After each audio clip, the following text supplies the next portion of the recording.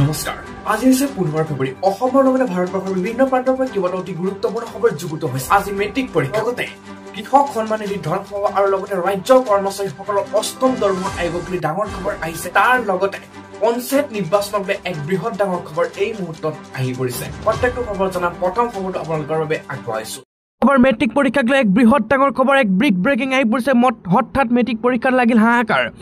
যেহেতু 4,29,447 গৰাকী পৰীক্ষাৰ্থী অৱতীৰ্ণ হ'ব আৰু 944টা কেন্দ্ৰত অনুষ্ঠিত হ'ব আজি মেট্ৰিক পৰীক্ষাক লৈ নিৰ্দেশনাক এক বৃহৎ ডাঙৰ খবৰ আহি পৰিছে নিৰ্দেশনা অমান্যৰ এতিয়া বিপদ হৈ পৰিছে কিয়নো পৰীক্ষা হলৰ 100 মিটাৰ দূৰত্বলৈকে প্ৰৱেশ নিষিদ্ধ সাধাৰণ নাগৰিকৰ পৰীক্ষা বা শিক্ষানুষ্ঠান ব্যক্তিৰ বাহিৰে কোনো লোকে প্ৰৱেশ কৰিব নোৱাৰিব পৰীক্ষা হলৰ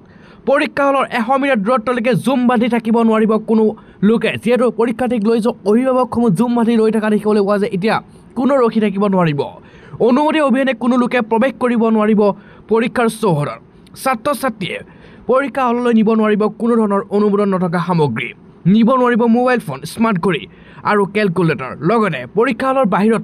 অনুমতি অবিহনে কোনেও কৰিব নোৱাৰিব পাৰ্কিং আৰু পৰীক্ষা হলৰ 100 মিটাৰ দূৰত্বলৈ কোনেও ৰখাই থব নোৱাৰিব যান বাহন আৰু লাউড স্পিকাৰ গান বজাব নোৱাৰিব পৰীক্ষা হলত 200 মিটাৰ দূৰত্বলৈকে কঠোৰ নিৰ্দেশনা জাৰি কৰিছে এই মুহূৰ্তত মেট্ৰিক পৰীক্ষাক লৈ দ্বিতীয়টো খবৰ পঞ্চায়ত নিৰ্বাচনক লৈ এক বৃহৎ ডাঙৰ ঘোষণা আহি পৰিছে পঞ্চায়ত নিৰ্বাচনক লৈ আহি গ'ল নতুন খবৰ মেট্ৰিক আৰু হায়াৰ ছেকেণ্ডেৰী পৰীক্ষাৰ শেষ হোৱাৰ লগে লগে নিৰ্বাচনৰ দিন ঘোষণা কৰাৰ সিদ্ধান্ত এপ্ৰিল মাহত নিৰ্বাচন অনুষ্ঠিত কৰা হ'ব সাজু হৈছে চৰকাৰ প্ৰশাসন পঞ্চায়ত নিৰ্বাচনৰ বাবে সকলোৱে সাজু হোৱাৰ আহ্বান জনাইছে এই মুহূৰ্তত পঞ্চায়ত নিৰ্বাচনক লৈ সাজু থাকে বিজেপিও মন্ত্ৰী জয়ন্ত মল্লবৰৰ বৃহৎ ঘোষণা পঞ্চায়ত নিৰ্বাচনক লৈ আহি গ'ল নতুন খবৰ মেট্ৰিক আৰু হায়াৰ ছেকেণ্ডেৰী পৰীক্ষা শেষ হোৱাৰ লগে লগে হ'ব নিৰ্বাচন এপ্ৰিল মাহত নিৰ্বাচন অনুষ্ঠিত কৰাৰ বাবে সাজু হৈছে এতিয়া চৰকাৰ প্ৰশাসন পঞ্চায়ত নিৰ্বাচনৰ বাবে সকলোৱে সাজুৰ আহ্বান আৰু এই মুহূৰ্তত পঞ্চায়ত নিৰ্বাচনক লৈ এক ডাঙৰ খবৰ আপডেট হৈ আহিছে এই মুহূৰ্তৰ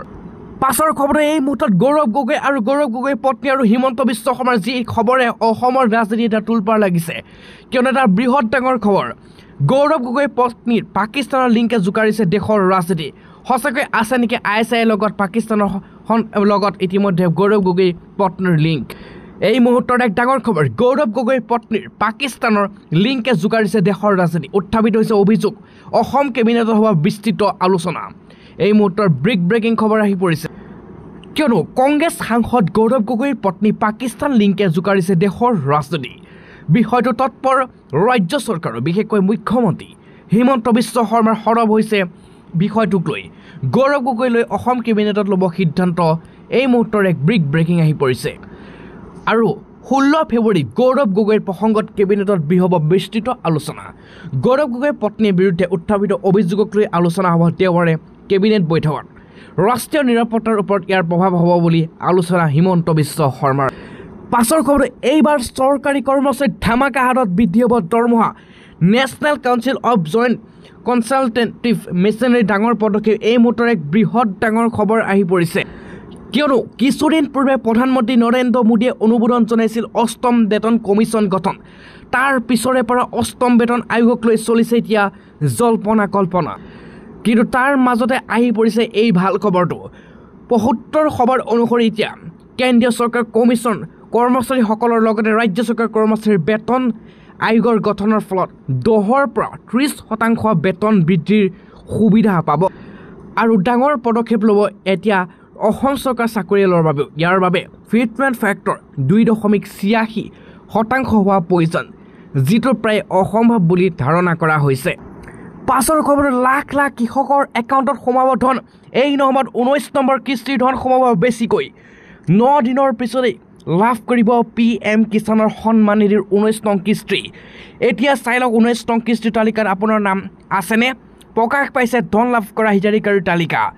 অতি সহজে কম সময়ৰ ভিতৰতে চাব পাৰিব তালিকাত যদিহে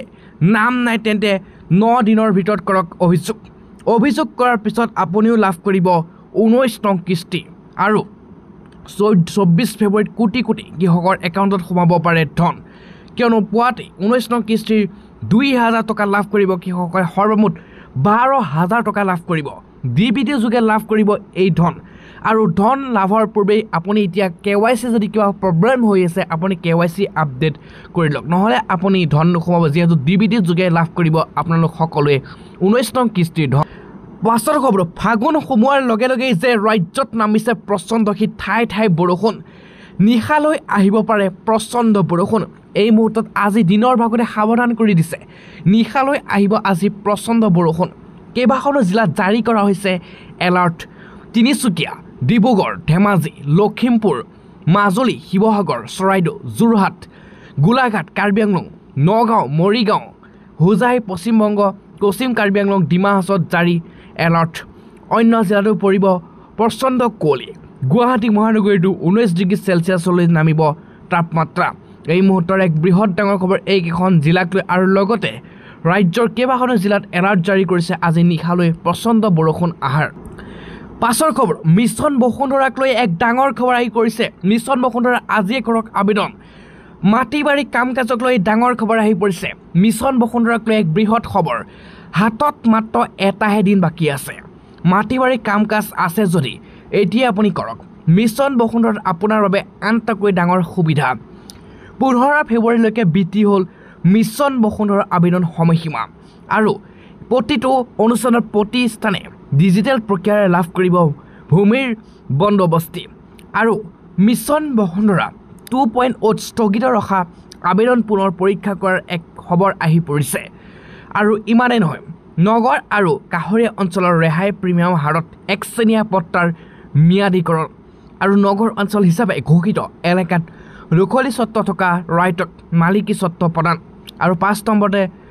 বন্দোবস্তি নোহোৱা পূৰ্বৰ ভূদান আৰু গামদান ভূমিৰ বন্দোবস্ত প্ৰদানৰ কথা